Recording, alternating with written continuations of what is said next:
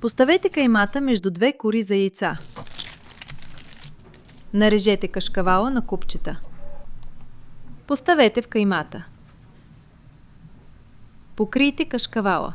Обърнете върху хартия за печене и оформете кюфтета. Нарежете лука и запържете в тигана с растително олио. Сложете ситно нарязан чесън.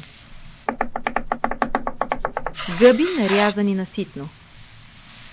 Овкусете със сол и черен пипер. Сложете сместа в купа. Под солената вода добавете ориза. Варете 7 минути.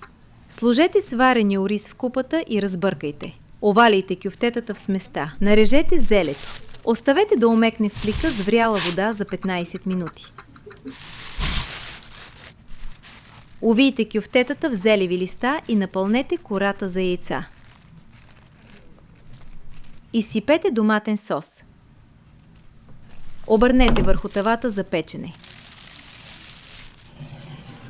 Печете 30 минути.